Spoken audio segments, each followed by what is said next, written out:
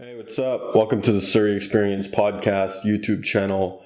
Sorry for being so MIA these last few months. I've been meaning to switch things up a bit, but I had to figure out all the logistics and all that bullshit. Plus, add some personal demons I had to battle. But I'm back. And if you're new to the Surrey Experience, I've basically been doing this podcast for the last few years. But I only ever did it in audio form. And I wasn't exactly active on social media, so no one really knew who the fuck I was. So this is the big reveal. But if you haven't listened to my podcast before, get ready to hear some of the dumbest shit you'll ever hear in your life. Get ready to hear some of the most fucked up theories on the internet. And I know nowadays everyone likes to get butthurt over every little thing, so just keep that in mind before you tune in, all right? I'm not going to be doing bot on here. I'm also going to try to be more active on social media. I know I've been saying this shit for years, but I'm actually going to try. And I'm going to tone down the savageness a bit because now that I'm putting my face out there, I don't think people will be able to handle me at 100%. I don't even think people can handle me at 50%. I'll also be given like updates on all the movie projects and all the television projects I've been working on, all that good stuff. But there's been a lot of stuff that went down while I've been off the air these last few months. Jagmeet Singh won another election, another feather in his turban. I think now that he won that election in Burnaby, he can run for the prime ministership of Canada. I think that's what happened. My cousin was trying to explain it to me, but my cousin's a fucking moron. Maybe I should just look it up. 1 second. All right. Jagmeet Singh election. All right. NDP leader Jagmeet Singh wins Burnaby South by-election. Jagmeet Singh has earned a seat in the House of Commons, and all it took was a move across the country. There's a video too. Can I play this? Okay, this is him at like his victory party. Dude, I wish my girl looked at me the way Jagmeet Singh's girl looks at him. This is why you marry someone 10 years younger than you. They're just way easier to impress. Like, dude, I can impress the shit out of a 21-year-old chick right now. Be fucking easy. I know a lot of people aren't giving him much of a chance to win, like, the federal election, but you never know, man. Crazier shit's happen. He might just pull it off. Isn't Justin Trudeau, like, involved in some scandal or something? A couple people left his cabinet or some shit? I'm not even gonna pretend like I know what the fuck is going on. I pay more attention to American politics than Canadian politics because this is more interesting, man. Trump's out there banging porn stars, fucking starting wars and shit. There's just more on the line with American politics. But yeah, man, good luck to Jagmeet Singh and congratulations on winning the by-election. Speaking of bi, you guys hear Lilly Singh came out as bisexual a little while ago, right? And everyone's talking about how brave she is. It's like, yeah, I guess, you know. But she's Lilly Singh. Like, who the fuck is anyone to say anything to her? She came out on Instagram, too, which is fucking brilliant. I should see if I could pull up her Instagram post. 1 second. All right, Lilly Singh bisexual Instagram post. Oh, okay, here it is. All right, it says female checkmark. Colored checkmark, bisexual checkmark. Throughout my life, these have proven to be obstacles from time to time, but now I'm fully embracing them as my superpowers. No matter how many boxes you check, I encourage you to do the same. Wow, dude. She's a colored bisexual female in 2019. Fucking perfect, man. She was already big time before, but now her career is about to like go into the stratosphere. Didn't she get her own like late night talk show on NBC or some shit? She's taking over for Carson Daly. Like, I'm glad she came out and everything. I just wish she wasn't so vague about it, you know? It's like, what do you mean you're bisexual? Like, do you care to elaborate a bit more? You know, like, do you enjoy going to the gym and watching chicks squats? Or are you, like, out there fucking eating chicks out, having threesomes? You know? I'm not trying to be nosy or anything, but she's the one that brought it up. Like, are you like rock star bisexual or conservative bisexual? You know? I don't give a shit either way. More power to her. But now that she brought it up, I can't help but wonder, you know? I feel like I've been clickbaited. But I'm sure Lilly knows what she's doing. She'll probably write like a tell-all book about it, you know? Make a gazillion dollars. Chapter 1, my first slumber party. Chapter 7, Ellen DeGeneres. How crazy is it? She's been on Ellen DeGeneres. She's been on Jimmy Kimmel, Jimmy Fallon, and now she's got her own late night talk show on NBC. Fucking unreal, dude. In terms of first generation Indo-Canadians, like, who did it bigger than her, man? Her and Jagmeet Singh are at like the top of the mountain for me. They're on my Mount Rushmore. You know who else is Mount Rushmore first generation Indo-Canadian? He's from the States, but whatever, same shit. It's that Hotel Air from New York. Let me see if I can pull him up. 1 second. Yeah, okay, yeah, this guy. Vikram Chatwal. A lot of you little wiener kids don't know about this guy because Instagram wasn't around when he was in his prime, but dude, this guy's a legend. Yeah, he dropped the top too. He was rocking the turban back in the day, but I guess he decided to get rid of it for some reason. Let's see if I could pull up that music video. Okay, yeah, this is it. Nasty Girl. Dude, I watched this music video like a million times as a kid. Yeah, right here. Right here. Dude, this was the holy shit, we made it moment for me as a kid. A brown guy in a turban in a P. Diddy music video, and he has like a chick all over him. This was the moment I was like, holy shit, dude, I can accomplish anything in life. Okay, let's fucking look this guy up. All right, Vikram Chatwal is an American hotel heir and actor. Chatwal was born in Ethiopia and moved to Montreal, Canada in the 70s and then New York City in the 1980s, where his father invested in fine dining and hotels. Chatwal is of Indian Sikh heritage, growing up in a Sikh household and attended Sikh camp in New York, where he learned to recite prayers. Yeah, well, that really worked out. Chatwal attended the United Nations International School in New York City, as well as the Wharton School of Business. Chatwal worked as an actor and movie producer, landing roles in films such as Zoolander and Honeymoon Travels. He was also a model, becoming the first Sikh model to appear in Vogue magazine. This fucking guy was a model? Did they like include his wallet in his headshots or something? Damn, man, you can become anything if you're rich.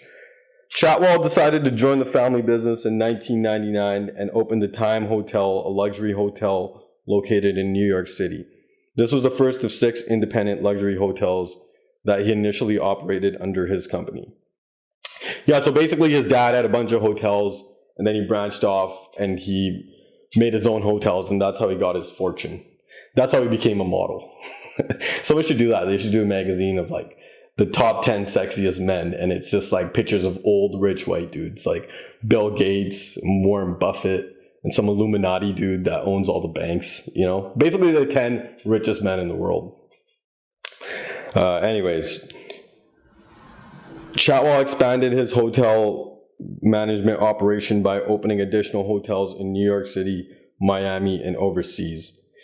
In his early career, he was often referred to as a playboy for his eccentric lifestyle and social network he hung out with. During that time, he was named one of the world's most eligible bachelors by BBC. Yeah, dude, this guy was fucking crushing it in his day. He probably went through more beautiful women than any other brown guy ever in history. All right, personal life. This is the good stuff. Chatwal was previously married to Indian model Priya Sachdev, with whom he legally separated from in 2011. Yeah, I think that was around the time he started doing blow with like Lindsay Lohan.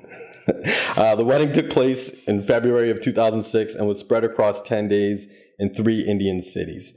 It was attended by more than 600 people from 26 countries, included notable guests such as steel magnate Lakshmi Mittal, model Naomi Campbell, rapper P. Diddy, and Prince Nicholas of Greece, as well as Bill Clinton and several other Indian celebrities. Holy shit, dude.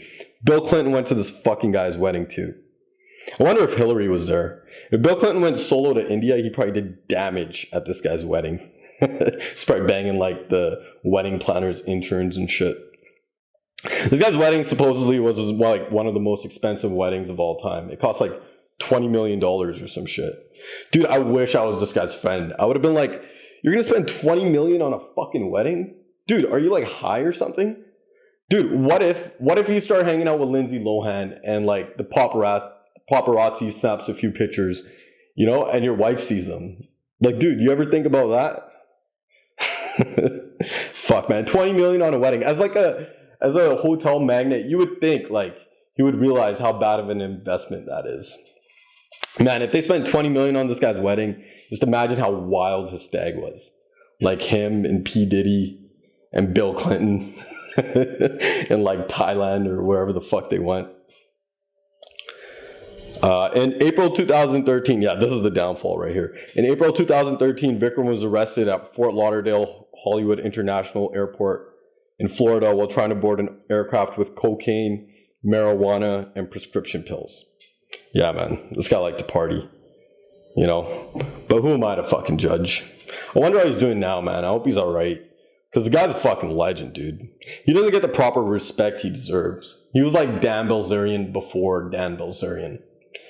You know? You got to think, for like all those celebrities in New York, like P. Diddy and all of them, this is the first brown dude in a turban that they ever hung out with. And instead of like preaching about how you shouldn't drink or eat meat or any of that shit, this guy went totally the opposite way with it. He like started partying with them and doing blow with them. And that probably opened up so many doors for like brown dudes in New York. The guy deserves like a fucking medal or two, you know? What a crazy life this guy's lived, man. Think about a brown guy in a turban, living in New York City in the post 9/11 era. And he was just out there fucking smashing chicks, you know, popping bottles, banging Victoria's Secret models. Someone needs to make a movie about this guy's life, man. You know, can one of you assholes at least make a song about the guy? You know, what rhymes with Chatwal? Batwall, Catwall, Fatwall. Fuck, I don't know. He needs to come out to Surrey, man. Throw up a few hotels out here. You know, try to recoup some of that $20 million he pissed away on his wedding. But yeah, man. Vikram Chatwal, fucking legend, dude. For me, he's right up there with like Lilly and Jagmeet Singh as like the most successful first generation indo-canadians or Americans or whatever the fuck. Yeah, man, that's my top three. Lilly Singh, Jagmeet Singh, and Vikram Chatwal in no particular order. But anyways, I'm going to get to the questions for the week. If you're new to my podcast, basically people send in questions or comments to the show and I answer them to the best of my ability. It's usually just little kids like who need advice on how to get laid, but it's completely anonymous. I never say anyone's name on here, and I delete the email right after I'm through with it. So if you want to email the show, the email is thesurreyexperience@gmail.com. Okay, I'm going to get to the first question here. All right.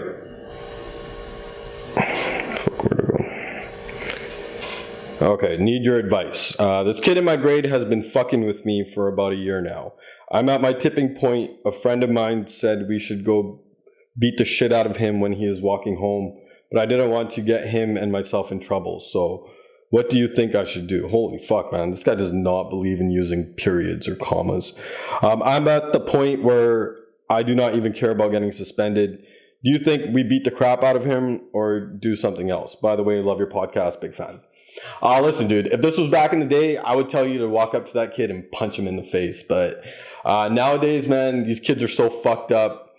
You never know what's going to happen. So I would definitely not beat the shit out of him.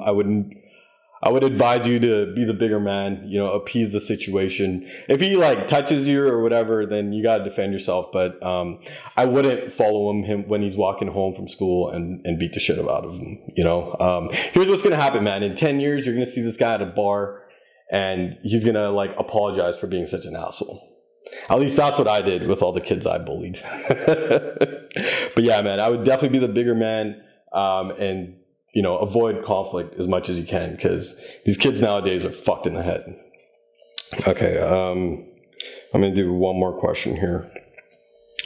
All right, yo, what up, bro? Love the podcast. Been watching for a minute now. I'm in grade 11 and I'm almost 100% sure that I want to go into trades because that's just me. Though I've never told my parents about this before, they would shit kick me if I told them I'm not going to university. I don't know what to tell them or when to tell them. Every day, they always talk to me about school, and even though I'm pretty good in all my classes, I fucking hate school. All right, listen, dude, this is easy, man. All you gotta do is find an example. So whatever trade you're interested in, let's say you want to become a plumber, just find a plumber that's really, really successful, and then show your parents like him as an example. Like, dude, look at this guy. He's worth $5 million and he's a plumber in Surrey. You know, if he could do it, I can do it. You just got to show your parents an example, and then they'll probably be more receptive. All right. Okay. That's going to do it for the podcast. I want to thank everyone for tuning in, and I hope you guys all enjoyed it. This is a Surrey Experience live and in the flesh. I'll talk to you guys soon.